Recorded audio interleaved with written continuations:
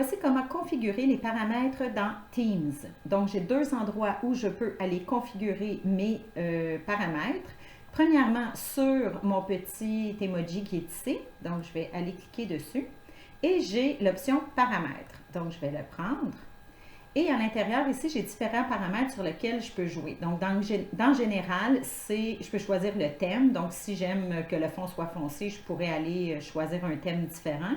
Au niveau de ma disposition, donc, quand j'ai toutes mes équipes Teams, toutes les équipes dans lesquelles je suis membre, dans lesquelles je suis propriétaire, je peux les afficher par vignette ou par liste.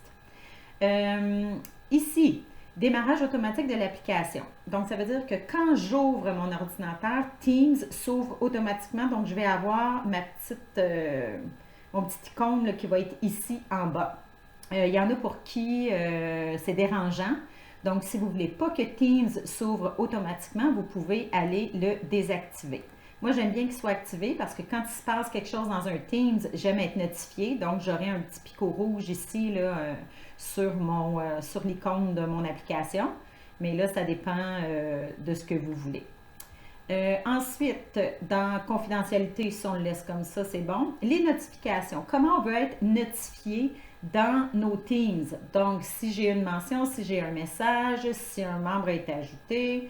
Donc là, on peut voir, il y a différentes façons d'être notifié. Comment? La bannière, c'est l'espèce de rectangle noir là, qui apparaît puis qui me dit qu'il s'est passé quelque chose dans le Teams. Je peux recevoir aussi un courriel. Donc, c'est à vous de voir là, comment vous voulez être notifié s'il y a des trucs qui apparaissent dans le Teams. Les appareils, ça peut être important quand on fait une visioconférence. Donc, c'est d'aller voir les micros et les haut-parleurs qu'on utilise pour faire notre visio. Donc, généralement, là, moi, j'utilise un casque d'écoute. Vous allez voir ici, là, regardez, on voit le casque avec un micro.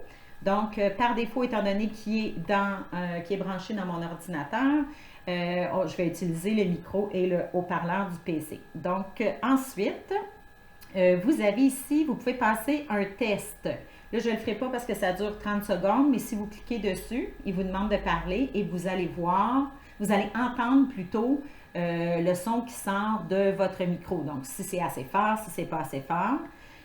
Ensuite de ça, ici, la caméra. Donc, vous allez voir c'est quoi l'aperçu que les gens vont voir. Et vous allez voir aussi si vous avez une caméra sur votre portable. Ici, les autorisations, on laisse ça comme ça. Pour le reste là, de cette section paramètres-là, on a fait le tour. Ensuite, deuxième endroit, c'est à côté du nom de mon équipe. J'ai 3 petits points, donc je vais aller cliquer dessus. J'ai ici « Gérer l'équipe ». Donc, dans « Gérer l'équipe », on me donne ici les membres de mon équipe. Donc, moi qui est propriétaire, là, vous allez dire « Oups, il n'y a pas de membres ». Oui, oui, il y a des membres, il y en a 3. Donc, si je clique dessus, je vais voir les membres qui sont associés à mon Teams, qui font partie de mon Teams.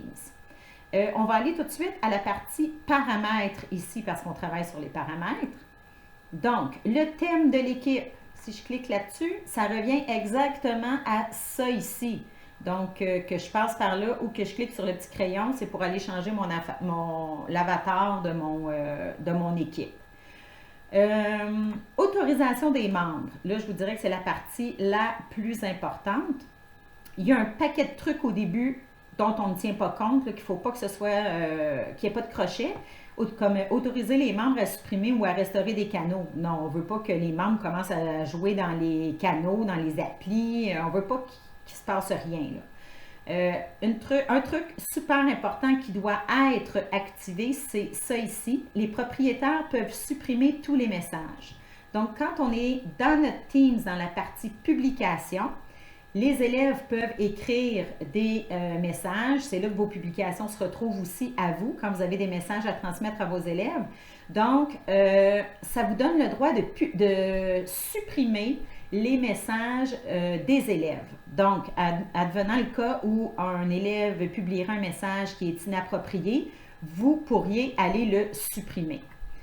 Ici, il y a 2 choses que vous pouvez activer ou ne pas activer. Moi, je ne les active pas, puis je vais vous expliquer pourquoi. autoriser les membres à supprimer leur message. Donc, admettons qu'un élève écrit un commentaire inapproprié. Si je mets le crochet ici, l'élève va pouvoir aller supprimer son commentaire. Donc, des fois, on voit, ah, il me dit ci, il me dit ça, puis oups, il est allé le supprimer. Fait que là, on n'a plus de traces. Donc, moi, je ne permets pas aux élèves d'aller supprimer ou d'aller modifier leur message. Fait que comme ça, s'il y a quelque chose d'inapproprié, ben, je vais en avoir la preuve, je vais pouvoir le voir. Et par la suite, moi, je pourrais aller supprimer le message après être intervenu. Donc, dans cette partie-là, l'autorisation des membres, moi, tout ce que je donne comme autorisation, c'est que moi, que les propriétaires puissent supprimer tous les messages. Par la suite, autorisation d'inviter, ben, même si je clique dessus, c'est tout grisé, donc on n'a rien à faire là-dessus. Mention. Mention, ce que ça fait, je vais être obligée de revenir dans mon équipe pour vous l'expliquer. Donc ici, je reviens dans mon canal général, dans ma publication. Si je mets un A commercial devant le nom d'une personne, donc le message s'adresse à Stéphanie Boulet à ce moment ici.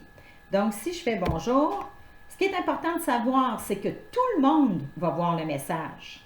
Mais Stéphanie va avoir une notification qui lui dit, il va avoir un petit picot rouge ici à côté d'activité et à côté de son canal général.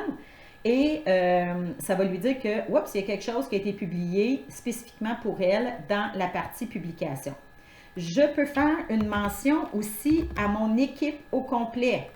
Donc ici, si je fais une mention d'équipe, je pourrais mettre quelque chose d'important, travail à faire.